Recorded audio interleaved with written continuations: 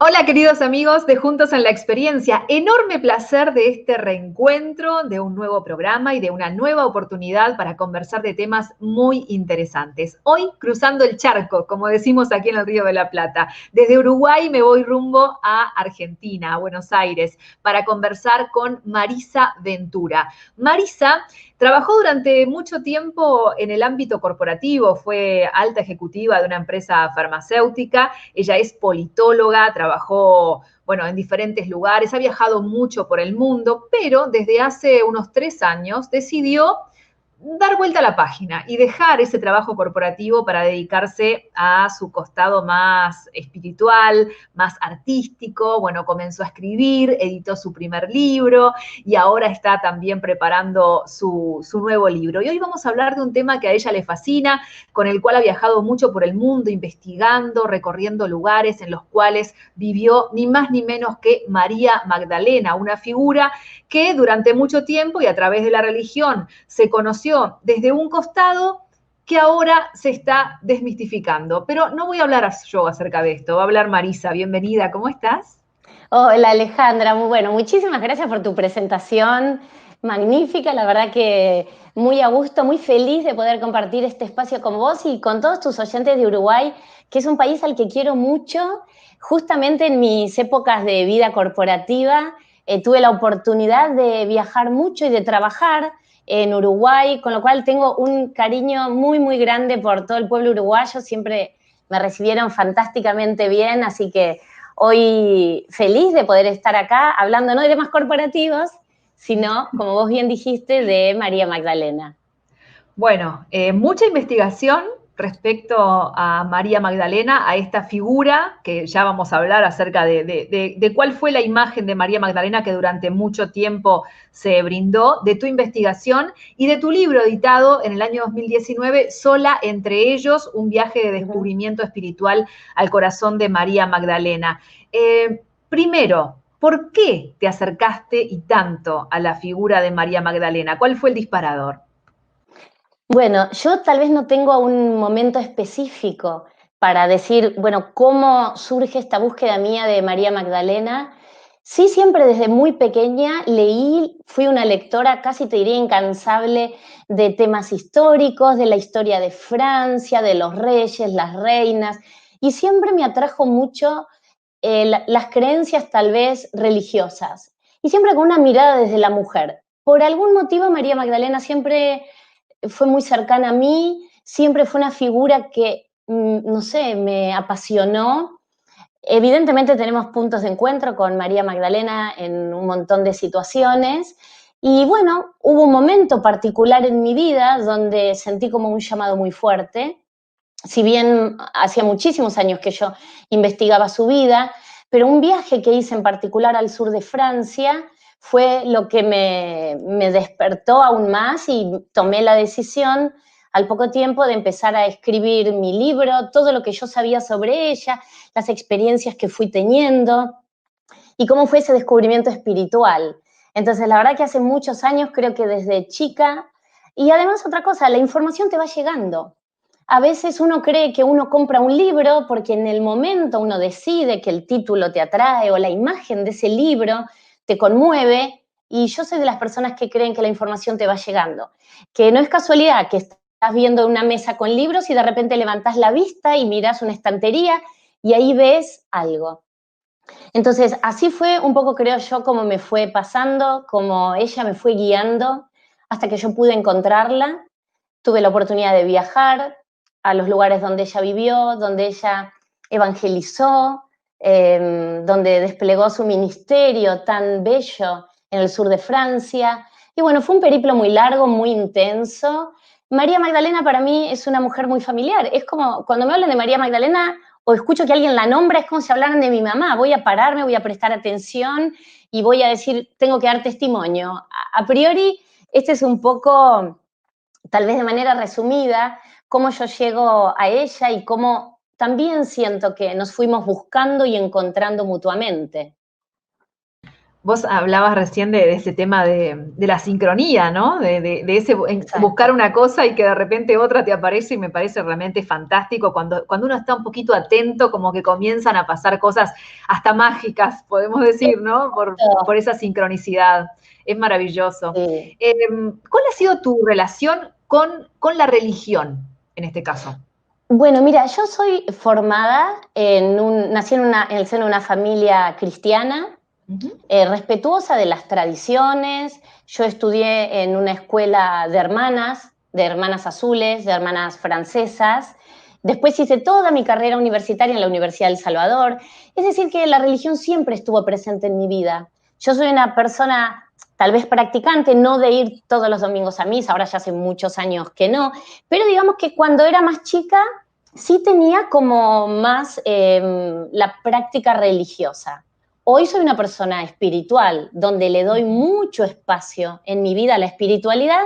No estoy ya tan ligada al dogma, digamos, aunque hay cosas del dogma que me hacen bien, eh, pero digamos que me fui abriendo un poco por esta búsqueda personal y espiritual, donde yo dije, bueno, recibí toda esta información, pero hubo algunas creencias que necesité desafiar. Hubo algunas creencias que dije, bueno, con respeto necesito profundizar, porque algo dentro mío me decía que había cosas, como decimos en el común de la gente, que me hacían ruido. Había cuestiones de María Magdalena, de Jesús, siempre los sentí tan cercanos. Nunca los sentí como personas inalcanzables o lejanos, siempre los sentí con una presencia tremenda, tremenda. Y Perdón, hubo un... ahí era Sí, que quería llegar, sí, a eso que vos decís de, bueno, lo fui conociendo por ese relato religioso hasta que en un momento había algo que me hacía ruido y ahí quería llegar, ¿no?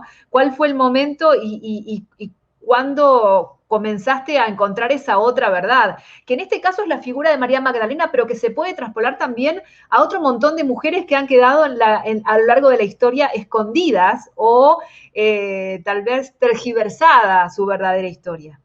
bueno, me das un pie excelente porque justamente María Magdalena, por supuesto que es mi norte, como digo siempre, eh, pero sí reconozco que a lo largo de todos los años que investigué tanto, siempre me fui volcando a entender la historia de mujeres, mujeres maltratadas por la historia, mujeres que nos han hecho creer que estaban locas cuando no estaban locas.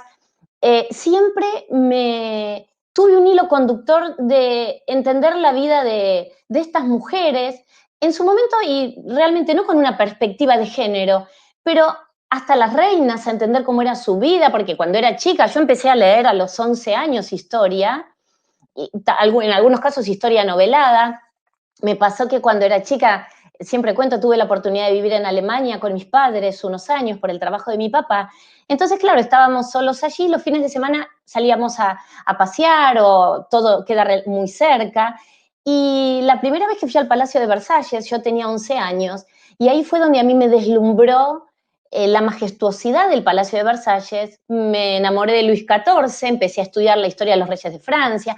Ahí llego a María Antonieta, y a partir de ahí, ahí es como que empecé a ir hacia atrás, hacia adelante en la vida de determinadas mujeres que la historia las ha ido ocultando o ha ido cambiando la verdadera historia, el verdadero rol e influencia que tuvieron en su época. Y así fue como, bueno, creo que el legado de estas mujeres magníficas siento que tengo que ir sacándolos. Y es algo que lo hago de manera absolutamente desinteresada, pero siento un gran amor y respeto por todas ellas. Me identifico con cada una en diferentes situaciones, hablando, bueno, desde Juana de Arco, Leonor de Aquitania, mismo María Antonieta, frases que se han puesto en bocas de ellas que nunca han dicho, Ana Bolena, Hipatía de Alejandría. Bueno, hay tantas, Juana la Loca, un montón de mujeres que si nos ponemos a ver en la historia han quedado como desvirtuadas y ese fue como el hilo conductor que siempre tuve. Y en todas se encontraba como algunos puntos de encuentro que tenían que ver con la espiritualidad que cada una profesaba. Y creo que es ahí donde me acerqué mucho más a entender el vínculo natural que se dio entre Jesús y María Magdalena, este vínculo de amor, de compañerismo, de enseñanzas muy sencillas pero a la vez muy profundas, que difieren de las enseñanzas tan estrictas y llenas de reglas y de dogmas y de culpa que nos encontramos después en, bueno, en el mundo, digamos, cristiano. Aunque debo decir que estudiando todas las tradiciones espirituales a lo largo de la historia, han ido acallando a las mujeres o las han ido ocultando o no se las nombraba o no se les daba el lugar que tenían. No fue solamente el cristianismo, probablemente el cristianismo, hacer la religión con mayor cantidad de fieles en el mundo, por supuesto, que tiene una presencia y un impacto mayor. Pero creo que ahí fue donde, a partir de estudiar y de investigar la vida de todas estas mujeres, es que empiezo a naturalizar mucho más la vida de María Magdalena, la vida de estas mujeres también, y de ver cómo son mujeres actuales. Todas tienen algo para decirnos y todas tienen algo para enseñarnos. Bueno, vamos a ir específicamente al tema de María Magdalena. Lo que te quiero pedir es un repaso de desde qué época hasta qué época María Magdalena fue calificada como una prostituta, porque ese fue el calificativo por el cual muchos de nosotros tal vez la conocimos en algún momento, y cómo llega tu estudio y tu investigación, y también la Iglesia Católica llega en un momento a quitarle esa etiqueta de la frente y por qué, ¿no? Me gustaría poner un poco en tema porque tal vez damos por sentado que todos conocen cómo fue la historia y por ahí nos estamos perdiendo algo.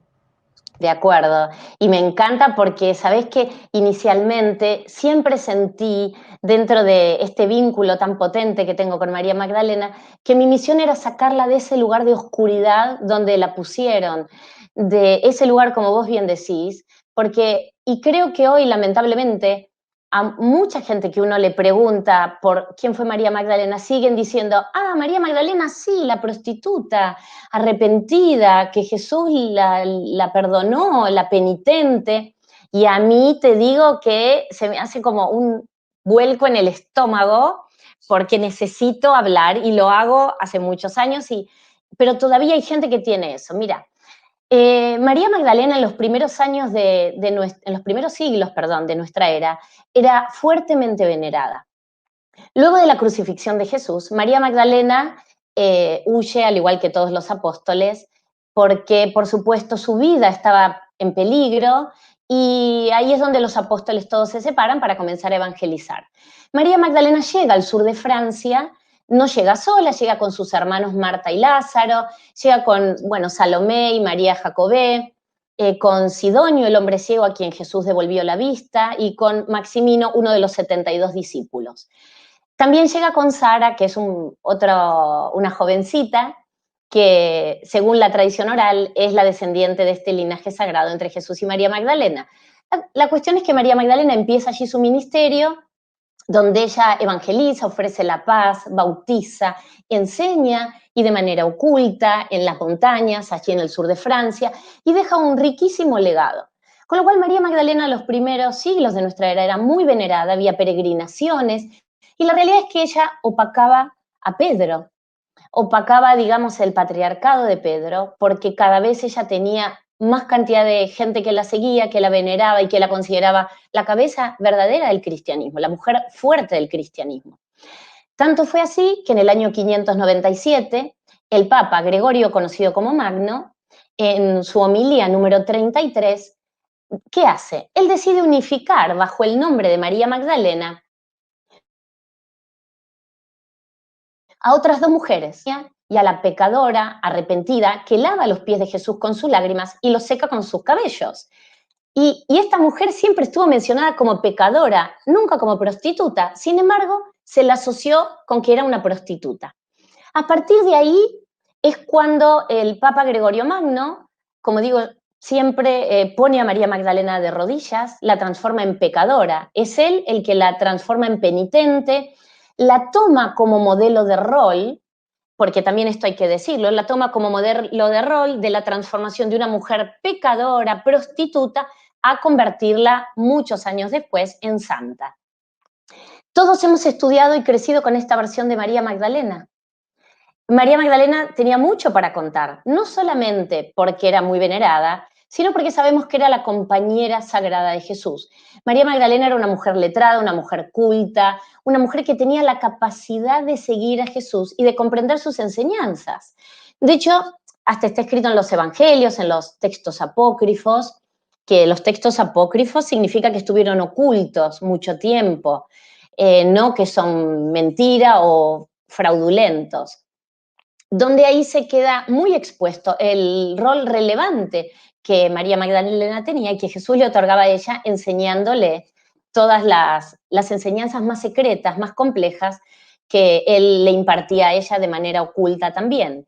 Entonces, María Magdalena tenía mucho por lo que acallarla, porque además en esa época, imaginémonos en el año 590, seguir venerando a una mujer, ya en el siglo I era una locura, pero María Magdalena era una mujer que había desafiado el statu quo, que tenía mucho valor, coraje, había que imponerse en un grupo de 12 hombres para levantar la voz, y ella lo hacía. Ella tenía un liderazgo y un carisma muy importante.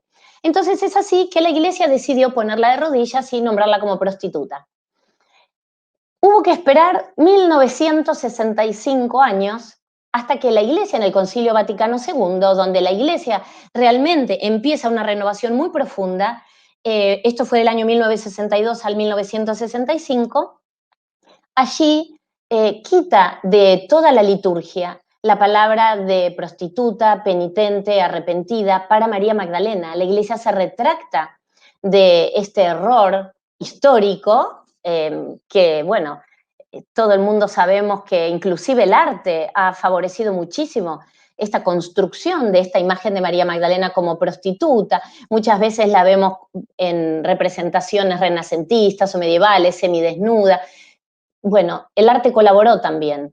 Y entonces en el año 1965, en el Concilio Vaticano II, es donde la Iglesia modifica toda la liturgia a la luz del Evangelio de San Juan Evangelista.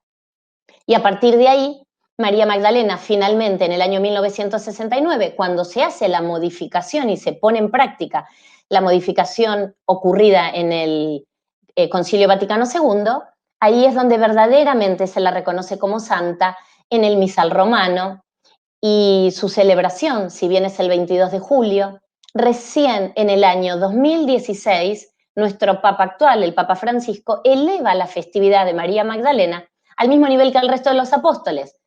Las personas que amamos a María Magdalena y la seguimos hace años, celebramos el 22 de junio hace muchísimo, muchísimo tiempo.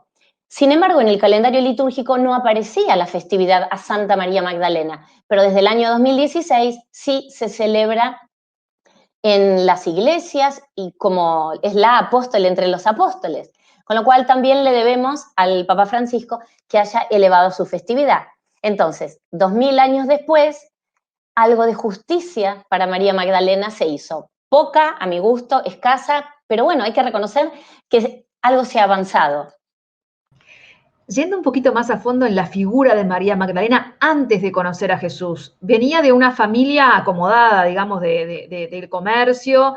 ¿Qué formación tuvo ella previo a conocer a quien posteriormente sería su compañero Jesús? Bueno, ella es oriunda de un pueblo que se llama Magdala, al que yo no había tenido oportunidad de ir hasta febrero de este año, que tuve, gracias a Dios, la oportunidad de llegar al lugar donde ella nació, donde ella vivió, donde fue ese primer encuentro con Jesús. María Magdalena viene de este pueblo de Magdala, su padre era un comerciante muy rico, un comerciante del pescado, todo el pueblo de Magdala era un pueblo muy rico. De hecho, allí hoy hay un centro arqueológico muy activo, con muchísima actividad, porque se encontró la sinagoga del siglo I. Digamos que esta sinagoga es de la época de Jesús, es de la época de María Magdalena, y hoy la gente puede ir a visitarlo. Podemos creer, y así lo creen mismo los legionarios de Cristo, que son quienes custodian este lugar. Ellos creen que ahí Jesús puede haber ido a impartir sus sermones, sus lecciones, ahí puede haber sido el primer encuentro con María Magdalena. Ella era una mujer, como decíamos, formada, eh, según algunas tradiciones orales, María Magdalena pertenecía a lo que se dio en conocer la escuela de sacerdotisas de Isis, a la que también habría pertenecido la Virgen María. Y esto no es más que una escuela de formación en temas espirituales. Eh, Ella sabemos que sabía los salmos, que los recitaba de memoria, que hablaba latín. Realmente María Magdalena, por eso digo siempre que fue una mujer que rompía las reglas de su época. A la mujer le estaba vedado el conocimiento. De hecho, cuando las mujeres iban a la sinagoga, no podían hablar, no podían hacer ninguna pregunta, ni siquiera podían preguntar en el camino entre la sinagoga y sus casas si tenían alguna inquietud de lo que habían escuchado en la sinagoga. Recién era estando en sus casas con sus maridos donde ellas podían hablar y podían preguntar. Entonces, imaginémonos ese entorno donde la mujer tenía un rol muy menospreciado, una mujer con este ímpetu, una mujer que abandona su pueblo, abandona su familia para seguir a su maestro, a su rabí, a Jesús de Nazaret. Tenía que ser una mujer con muchas agallas y ella fue una mujer valiente, con una fe suprema. Ella sintió el llamado y sintió el llamado, por supuesto, de la mano de Jesús. Entonces ellos fueron complementos divinos. Hay un texto apócrifo que es magnífico, que se llama Pistisofía. Este Pistisofía básicamente serían las preguntas que María Magdalena realizaba a Jesús. Allí, en este texto, Jesús nombra 83 veces a María Magdalena, cuando nombra 5 veces a Pedro, 5 veces a Andrés, 3 veces a la Virgen María. Ahí queda expuesto y muy de manifiesto este ida y vuelta entre Jesús y María Magdalena y cómo ella podía entenderlo. De hecho, Jesús la llamaba la mujer que todo lo sabe. Y esta era su compañera, su complemento divino. Estos son los orígenes de María Magdalena. Y en esta sinagoga de Magdala, que es un lugar con una energía bellísima, es donde yo creo que los ojos de estos dos personajes se cruzaron fuertemente por primera vez y a partir de allí no se separaron nunca más. Es una historia realmente muy interesante que, bueno, dan ganas de ponerse a leer ese libro ya mismo y como que sumergirse mucho más en la historia en sí. Pero volviendo al tema, porque yo te he escuchado y te he leído y he prestado mucha atención cuando hablas de una relación entre ellos, no solamente de maestro-discípula, sino una relación más allá, por eso decía yo compañero, ¿no? Que inclusive hasta se maneja que se hayan podido casar, algo que, según los dogmas de la iglesia, según todo lo que hemos recibido durante mucho tiempo, era impensado por el tema del celibato y todas estas cuestiones. Pero claro, volviendo al contexto histórico, en esa época no sería raro pensar que sí podrían haberse casado, por ejemplo, ¿verdad? Exacto. De hecho, sabemos que Jesús repitió incansablemente que él no había venido a cambiar la ley ni la Torá, sino a ponerla en práctica. Sabemos que Jesús era un rabí excepcional. Entonces, en el año, voy a ir a esta parte, hasta el año 1139 no se le impuso a Jesús el celibato. Y en el siglo I realmente no era una locura pensar que Jesús hubiera estado casado. De hecho, todos los apóstoles estaban casados. Absolutamente todos los apóstoles.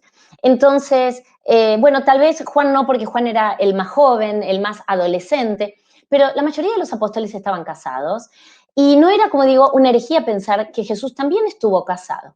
De hecho, hay en lo que es la tradición oral, hay varias versiones de por qué se puede haber ocultado el tema del casamiento de Jesús. Primero porque según unos investigadores que son que a mí me gustan mucho y siempre los recomiendo a todo el mundo que puedan, que lean los libros de Margaret Starr Beard, que lean El Enigma Sagrado.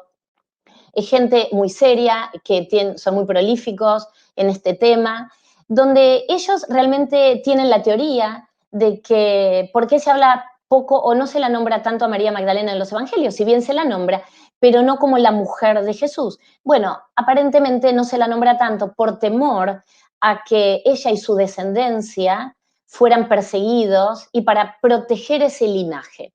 Entonces, por este motivo es que en ningún lado quedó realmente sí en las tradiciones orales, pero no por escrito ni en los textos o los evangelios canónicos, esta unión sagrada entre ellos. Cuando uno empieza a escarbar y investigar un poco más, la tradición oral hasta nos cuenta que las bodas de Caná fueron ni más ni menos que las bodas entre Jesús y María Magdalena.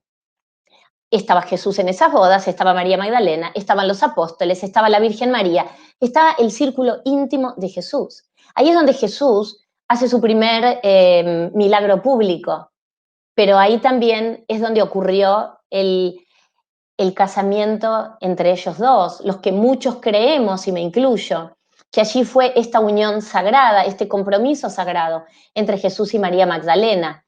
Entonces, hay muchas versiones, si bien uno dice, bueno, ¿podés confirmar? No, yo no podría, por supuesto, confirmar nada, son tradiciones orales, son relatos de la época. Hay muchos textos, por ejemplo, el Evangelio de Felipe, que es un texto, un evangelio apócrifo, encontrado junto con otros 52 textos apócrifos en Nag Hammadi en 1945, hay una parte donde Felipe dice, María Magdalena era la compañera de Jesús. Jesús la amaba más que al resto de todos los discípulos y la besaba frecuentemente en la boca. Y él usa una palabra, una terminología, que es koinonos, y esa palabra significa compañera, significa esposa. Entonces, hay mucha información para investigar, donde hay ciertas certezas y ciertas líneas de investigación que nos llevan a creer que ellos estuvieron casados. De hecho, Jesús, al ser un rabino, era esperable que tuviera descendencia, porque sabemos que era como un mandato y era habitual y era un estado natural dentro de la Torá que un hombre judío, y más un rabí, se casara antes de los 20 años y tuviera descendencia. Entonces hay toda una línea de investigación a la cual yo, después de tantos años de leer y de investigar, adhiero y creo. Y cuando la gente se horroriza o se escandaliza, digo, ¿acaso las enseñanzas de Jesús dejarían de ser lo que son? ¿O él dejaría de ser el ser iluminado que fue? Todo su mensaje de amor que nos dejó, yo creo que no cambia nada, muy por el contrario, siento que lo humaniza, lo acerca, nos muestra que fue una persona, al igual que María Magdalena, que caminaron esta tierra eh, para traernos todo este mensaje de amor y de luz, que 2000 años después de su existencia seguimos hablando de ellos.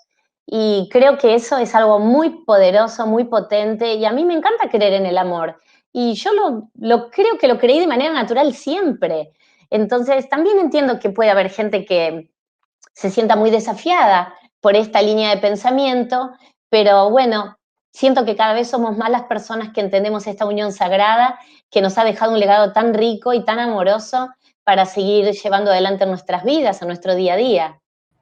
Bueno, justamente a eso quería llegar, ¿no? A que seguramente en este camino que venís andando muchas veces te has encontrado o te han enviado mensajes, qué sé yo, hablándote de esto que decías, ¿no? De tener otra mirada, porque claro, son creencias arraigadas durante mucho tiempo que tal vez para muchas personas cambiar esas creencias no es tan sencillo. Lo importante de esto es que obviamente la libertad de poder hablar y de poder expresar lo que cada uno siente respecto a temas, me parece que es fantástico, desde un lugar de respeto, como lo estás haciendo Claro. vos, siempre lo comentás desde el comienzo, dar tu mirada y el lugar al que te ha llevado tu investigación, más tu intuición, creo creer también, ¿no? Porque eso que vos decís que sentís, también tiene que ver más allá de leer un documento con algo como un mensaje que te llega de Sí. certeza que tal vez no está escrita en un lugar, ¿no? No sé cómo explicarlo eso. No, pero es que es así, tal cual como vos decís. Hay cosas que, bueno, uno lee, investiga y está ahí, ¿no? Ahora, hay cosas que uno siente. Hay veces que para mí la intuición es una herramienta muy poderosa. Yo siempre cuento que no tengo como sueños reveladores. Yo básicamente soy una estudiosa. A mí me gusta leer mucho, pero no tengo ningún tipo de revelaciones. Muchas veces sí me ha pasado y cuando estoy muy compenetrada escribiendo, sí me ocurre que me despierto de madrugada y como que me baja una frase o un texto entero y escribo, pero son momentos muy particulares. Sí la intuición y lo terminé de confirmar cuando estuve en febrero de este año en Magdala. Cuando estuve este año en Magdala, cuando estuve en Jerusalén, ahí terminé de confirmar el amor entre ellos dos. Y cuando alguien me dice que estoy diciendo una blasfemia o que tengo que volver a leer la Biblia o que Jesús hubiera sido incapaz de mirar a una mujer o de tocarla. Mira, hay un escritor que me gusta muchísimo y que recomiendo siempre que se llama Yaniv Leloup. Y él escribió un libro que se llama El abrazo sagrado entre Jesús y María Magdalena y dice la historia de la sexualidad en el cristianismo. Y él empieza el libro diciendo, a nadie le gusta imaginarse a sus padres en el encuentro íntimo, ni a sus abuelos, ni... Es muy difícil también pensar esto entre Jesús y María Magdalena. Y es cierto, no es fácil imaginarlo y no hay necesidad tampoco de pensarlo, ni de imaginarlo, porque puede ser un tema que no hay ni por qué pensarlo. Ahora yo digo, si ellos fueron estos complementos divinos o sagrados, nos dejaron un legado magnífico, ¿dónde está el problema? Son pocas las personas, igualmente te digo, que veo que se sienten tremendamente incómodas y que me ponen como la Biblia en la cara. Muy pocas. Hay, por supuesto que hay, y me han escrito. Yo siempre recibo todo con mucho respeto, y porque también creo que cuando a uno lo desafían, también uno refuerza sus convicciones o volvés a analizar algunas cuestiones. Y yo doy la bienvenida a todo lo que me dicen. Por supuesto que siempre que vienen desde el respeto, las aprecio y las agradezco, porque entiendo que no todos tenemos que pensar igual. Y yo doy, como vos bien decías recién, una mirada, no sé, resultados de investigación y de vivencias y de sentir cosas fuertes. Eso sí me pasa mucho, tengo una conexión fuerte y tengo algunas manifestaciones. Me ha pasado en algunos lugares de tener situaciones sí muy importantes, como revelaciones, siempre con María Magdalena, con los cátaros, con Jesús, pero yo respeto a todo aquel que pueda sentirse incómodo con lo que yo puedo llegar a decir y por eso lo hago siempre con mucho respeto, no sin imponer nada. Soy muy apasionada a veces en esta pasión por contar la historia y el amor entre ellos dos, puedo sonar como a querer imponer algo y muy lejos de mí está eso. Simplemente es bajar un poco de luz, abrir una puerta, puede que haya gente que se sienta tocada con lo que yo cuento o que digan, uy, mira, Marisa está contando algo que yo pienso hace mucho y que tal vez no me atrevo a compartir porque el entorno a veces es un poco más cerrado. Entonces uno a veces se fija con quién va hablando y con quién va viendo espacio para abrir estas puertas. Entonces yo estoy feliz, Alejandra, que hoy pudimos abrir esta puerta de tu mano, realmente.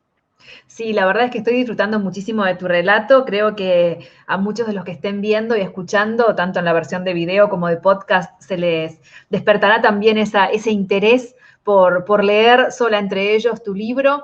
Y bueno, de eso se trata, ¿no? De dar un pantallazo para despertar el interés y que después cada uno pueda seguir investigando por allí. Y hablando del libro, hoy mencionabas que estabas trabajando en tu segundo libro y también mencionaste mucho en este interés tuyo por dar a luz esas historias de mujeres que han quedado por ahí escondidas. ¿Va por ahí el nuevo libro o va por otro lado? Bueno, voy a dar un pequeño avance del libro.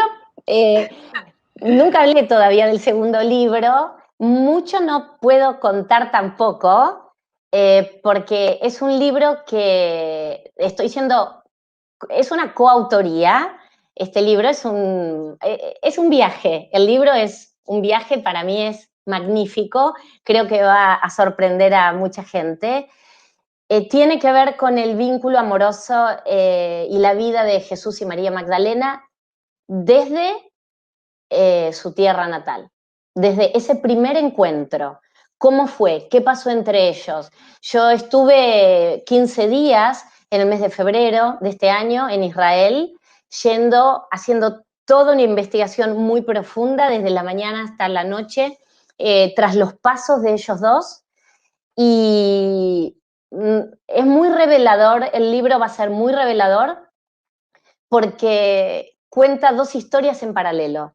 No puedo contar mucho más, me encantaría, pero no estoy autorizada a contar mucho más. Lo que puedo decir que la persona que lo está escribiendo conmigo está aportando desde una mirada totalmente diferente Ujú. algo que creo que va a sorprender a mucha gente. Me Estoy muy encanta. feliz de este libro que fue un peregrinar por la tierra de ellos, donde traemos mucha nueva información y mucha luz a situaciones que hemos podido recrear estando allí. Bueno, ya con ese titular, ya te digo que nos quedamos esperando. ¿Tienen fecha de lanzamiento ya o es un proceso que todavía falta? El libro está bastante avanzado, pero yo diría que para septiembre, octubre tendría que estar casi terminado. Perfecto. Bueno, para nuestra primavera lo esperaremos Sí, entonces. sí, sí. Esperemos Marisa, que sí. es un verdadero placer poder tener esta conversación contigo y bueno, cuando el libro ya esté editado volveremos a conversar sin dudas y siempre es muy grato escucharte y te quiero agradecer tu tiempo y bueno, el haber compartido un poquito más de toda tu investigación. Bueno, no, Alejandra, el placer fue absolutamente mío, una alegría poder compartir con vos y con toda tu audiencia. Para mí siempre es un honor ponerle voz a María Magdalena, contar su historia. Es mi misión en la vida, sé que es mi misión y por eso le dedico todas las horas que puedo a poder sacar su historia y estoy encantada de haber tenido este encuentro. Gracias por convocarme, por convocarla a ella, por haber traído a María Magdalena de nuevo al lugar que ella se merece, ¿no? Y seguir, bueno, trabajando en su nombre y en su honor. Así que yo eternamente agradecida. Gracias a vos, y seguiremos visibilizando a tantas y tantas mujeres que en la historia por ahí han quedado un poquito Uh detrás de -huh. los velos. Muchísimas gracias. Gracias. Bueno, un placer realmente conversar con Marisa Ventura. ¿Y a ustedes qué les parece? ¿Es la primera vez que se adentran en esta historia? ¿Quieren saber un poquito más? Sola entre ellos es el nombre del libro de Marisa Ventura. Y bueno, podrán seguir por ahí investigando y a estar muy preparados porque seguramente en nuestra primavera de aquí del sur tendremos novedades en el otoño del norte para los que nos ven desde allá. Muchísimas gracias por acompañarnos en otra edición más de Juntos en la Experiencia. Será hasta la próxima.